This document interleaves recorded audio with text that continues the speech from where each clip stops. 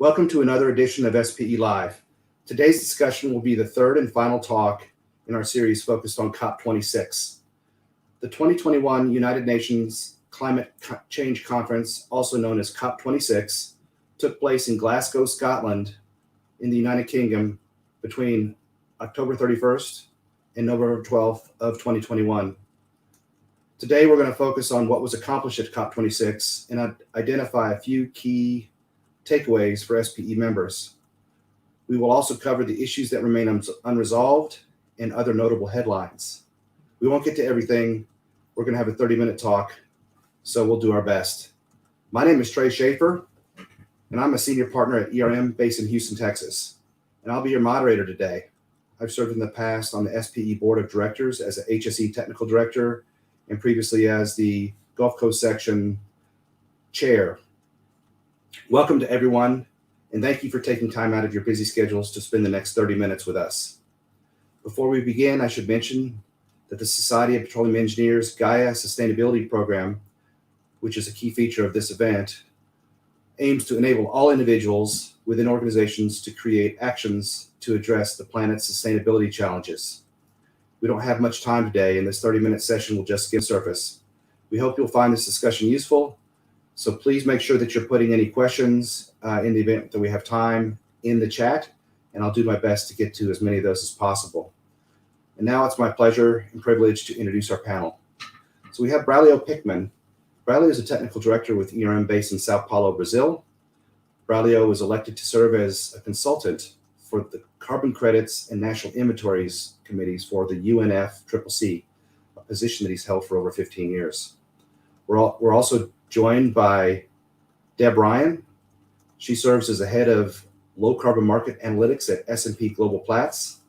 Her team is responsible for evaluating voluntary and compliance carbon markets, as well as understanding the carbon and methane intensity of oil and gas operations. Deb's also serving on the SPE Board of Directors as one of 3 directors for the North America region.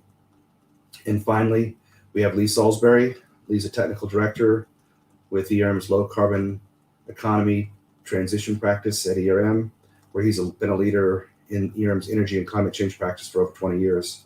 He was one of the 4 authors of ERM who authored the TCFD guidance on scenario analysis, and he served 4 terms on the board of the International Emissions Trading Association, the IETA.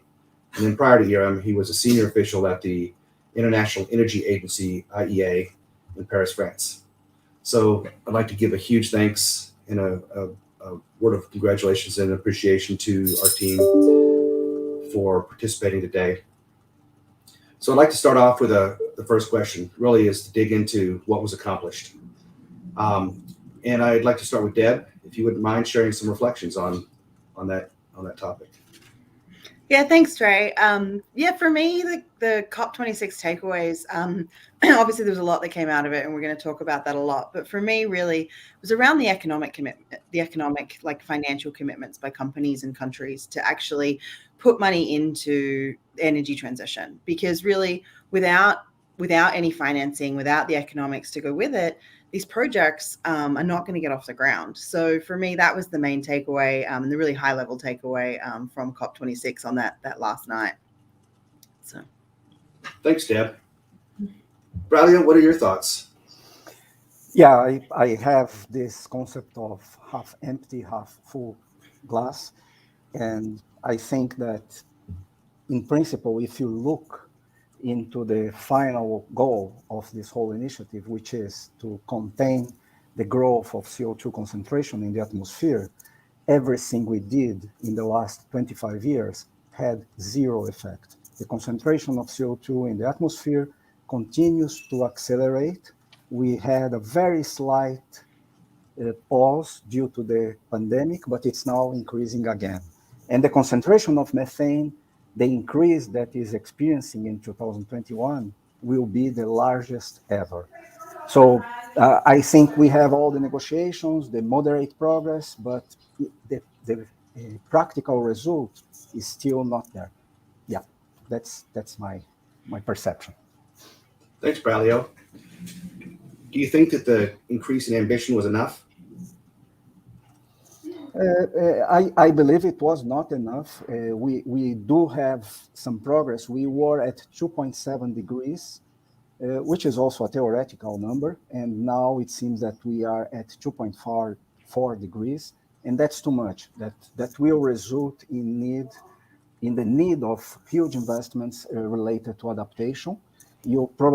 People in this call may remember the Stern report saying that it was less expensive to the world to invest in mitigation 10 years ago rather than have the CO2 concentrations going far beyond the 450 ppms and having to adapt to climate change. So there is this improvement, but it's never enough to meet the goals that we would have to. Thanks, Yeah, Bradley.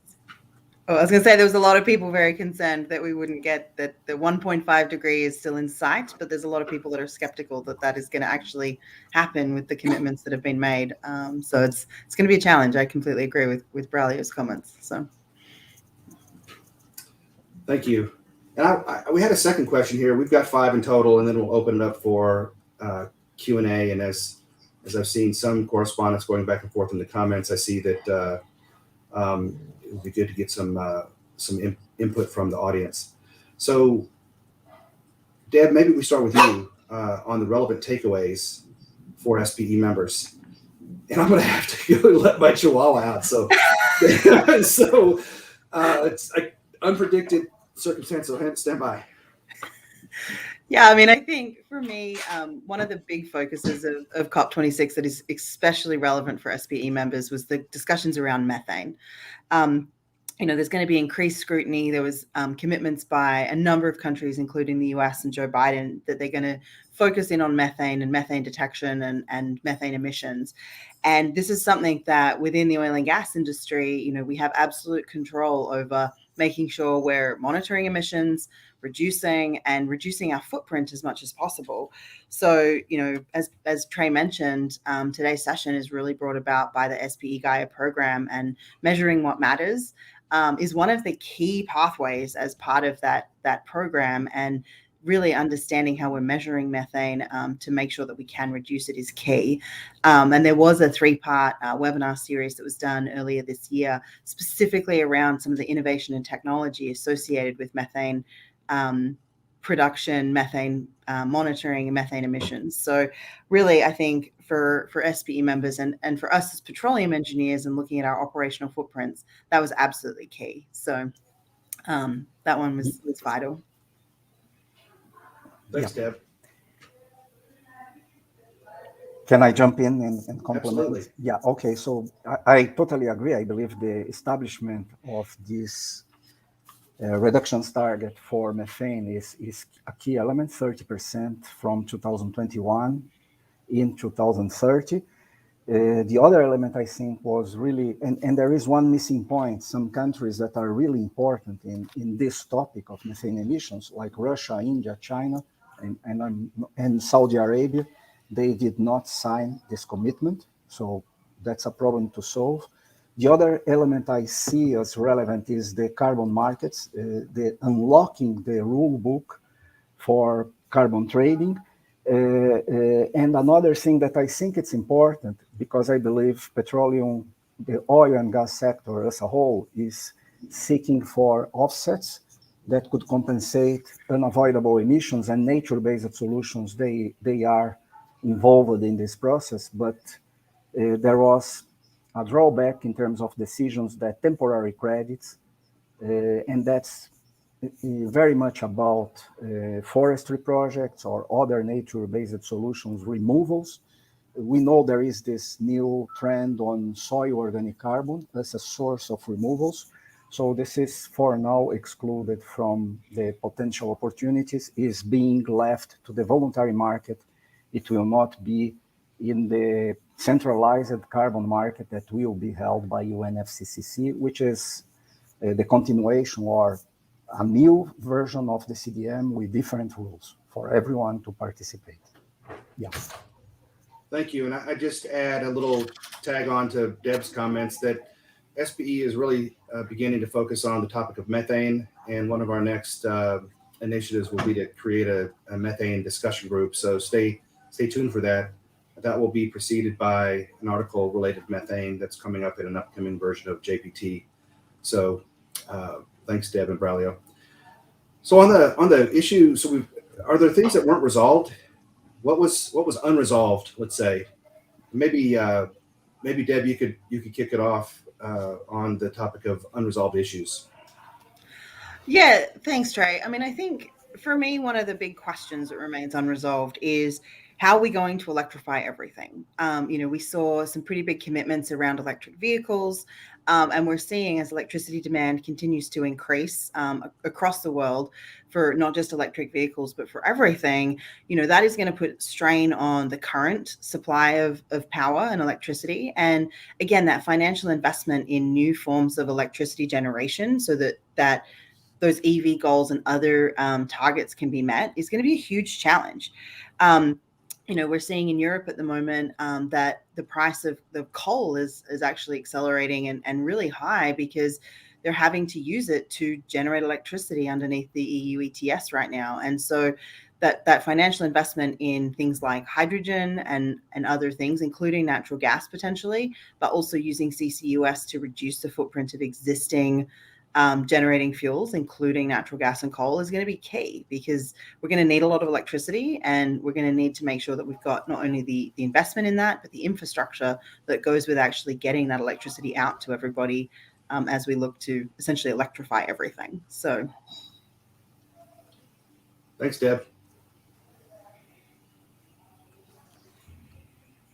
Braulio, you had some interesting comments in our sessions related to national inventories versus corporate inventories.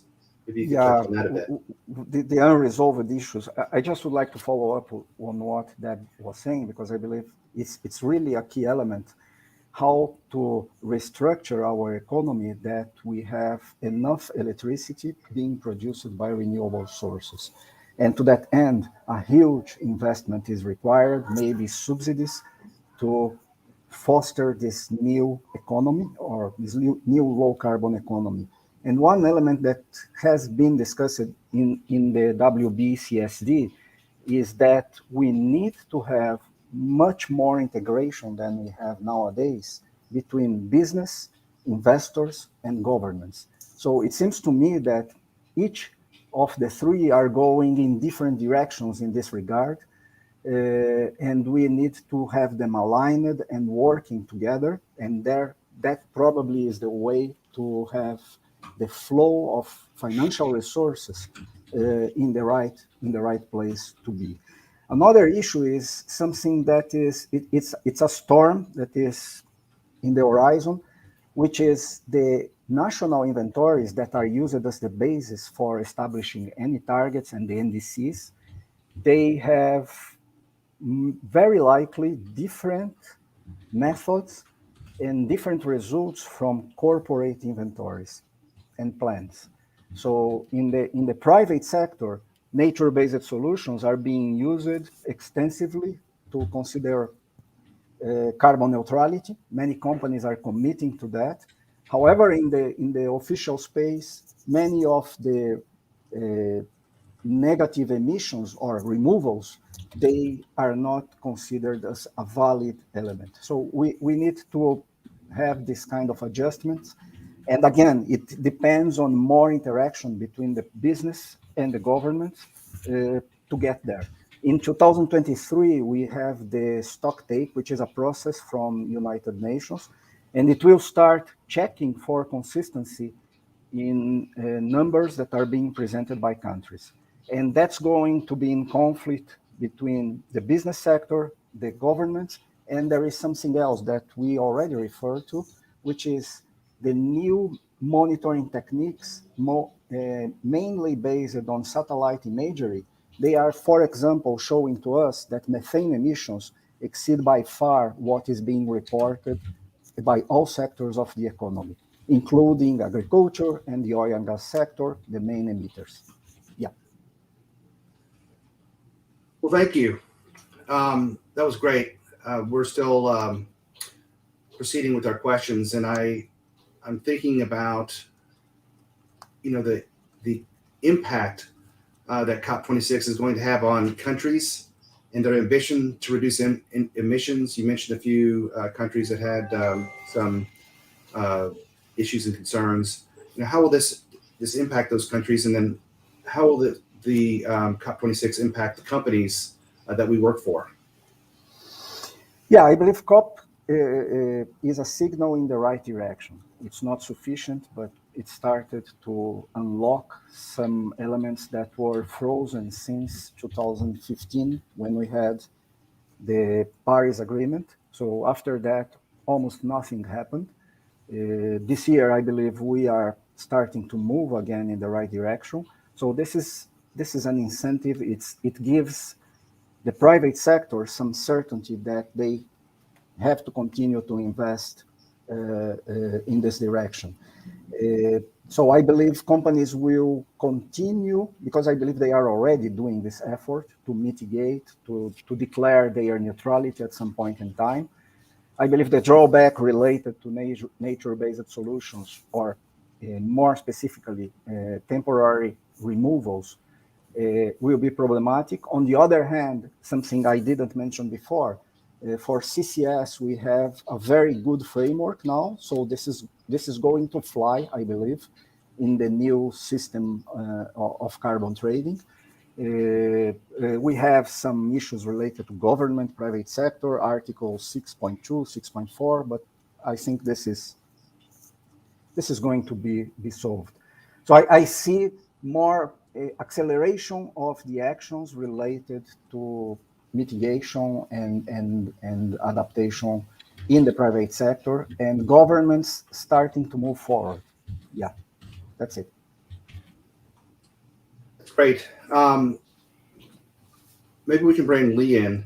Lee, if I could ask you to turn your, there you go. Yeah. Thanks for joining us today. And we're talking about, how COP26 is impacting countries' level of ambition to reduce emissions, maybe even some thoughts on how that will impact companies as well. And during our prep discussions, you had mentioned the agreement as related to Article 6. Maybe you could comment on that. Sure. Well, Article 6.4 is about project-based carbon credits and projects that reduce emissions lower than they would have been in the absence of the project. It was created under the Paris Agreement, and COP26 did reach agreement on almost all aspects of it. There are a few details left to sort out, but basically the supervisory body for project-based crediting has been created. They are mandated to start meeting in 2022. They allowed credits from the previous clean development mechanism, if they're newer than 2013, to be brought into the system up to 2023. So there's a transition for prior credits from the CDM, and new credits under the new program will start to flow after methodologies have been agreed. And they do allow methodologies that were approved under the CDM to come in, but there will also be new methodologies there. So for companies that are looking to do projects in the emission reduction or the carbon removal CCUS direct air capture space, they can very much do this under this new agreement once the supervisory body is up and running next year. And there is a special recognition for removal projects because they can have crediting over up to a 45-year life from the project, whereas emission reduction projects can only get credits for up to 15 years. So it's a very real opportunity for companies. Thanks, Lee. I think folks are going to be looking at their glossaries for all those, all the acronyms. I appreciate it. I tried to avoid them. That was the low acronym. So what are your thoughts, Deb? Well, and one of the things for me, was really that acceptance. There was a lot of talk about the change of language by India at the last minute from phase out of coal to phase down. I think really, though, the takeaway, this is the first time that one of the COP outcomes has included a specific language around actually starting to remove coal or any fossil fuels for that matter from targets. So that piece in terms of the sector-specific language in the final resolution, while some people, and particularly some of the island nations and others, didn't feel like it went far enough because of that last-minute change in the language, it really is something that needs to be taken into consideration, that there was an acceptance by essentially all the major emitters, India, China, the US, and coal producers, that phasing out of coal and potentially down the track other fossil fuels is starting to actually come into the language and starting to be accepted, and that can't be underestimated. So I think that was something that definitely is something that people are going to have on their minds, and particularly those in the oil and gas industry and SPE members. So. Thanks, Deb. Well, we're wrapping up on our comments, and I wanted to know if you could all maybe share, a short top headline from your perspective related to COP26. Maybe we start with you, Braulio.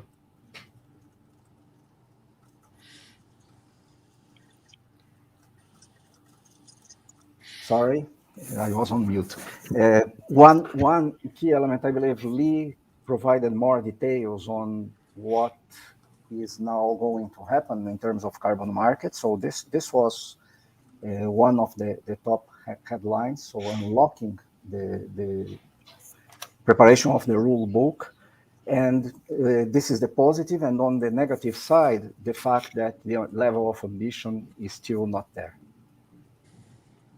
But the wheels are turning. Yeah.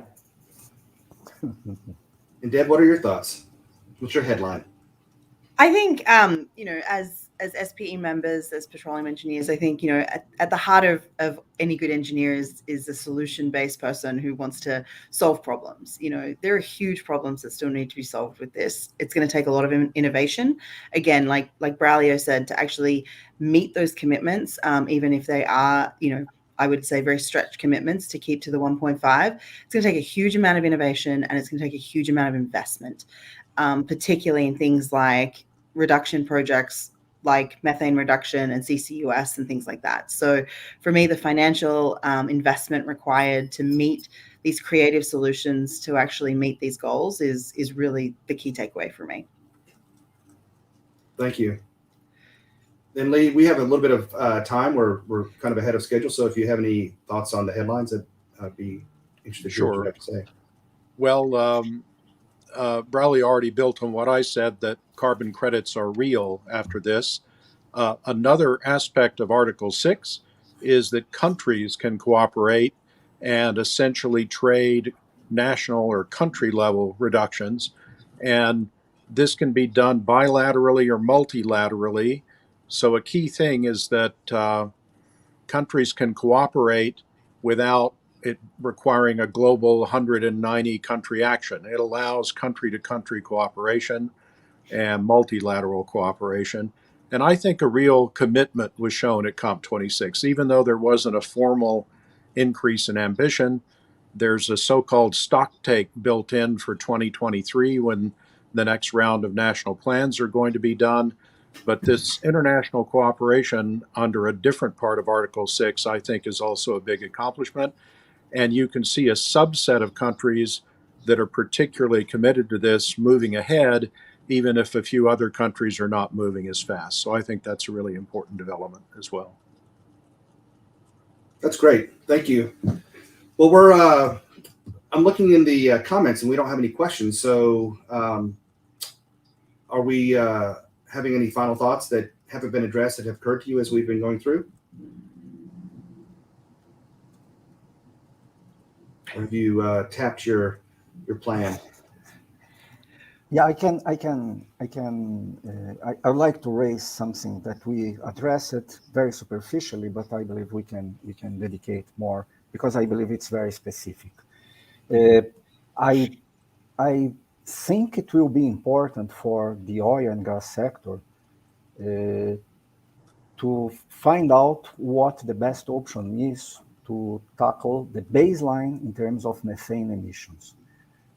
Because what we know is that most likely those emissions are being underestimated. And if you have a reduction of 30% to this value, and you cannot use whatever is being not accounted for, that could be complicated. And we do have these results coming from satellite imagery showing consistently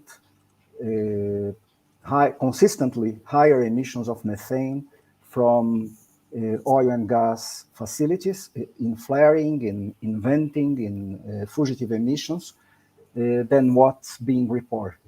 So I believe that it's an important point for the industry to take care of in the next years, to avoid problems to deliver results in 10 years from now, which is the target, the goal from the COP. And another thing I'd point out for the sector is if emission reductions are being done, whether it's methane reduction, flaring, or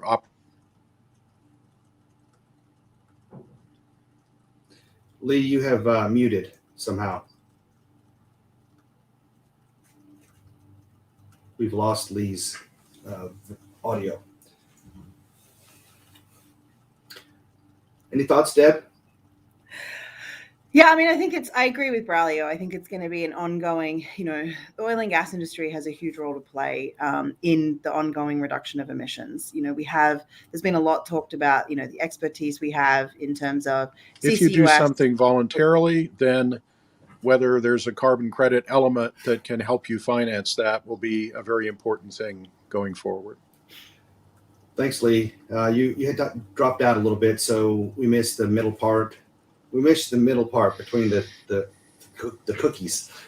So Deb was just sharing her thoughts. That's okay. Yeah. So like I was saying, so I think the oil and gas industry, we have a huge role to play in terms of actually decarbonizing, not only our own operations, but being able to have technologies to remove carbon from the atmosphere.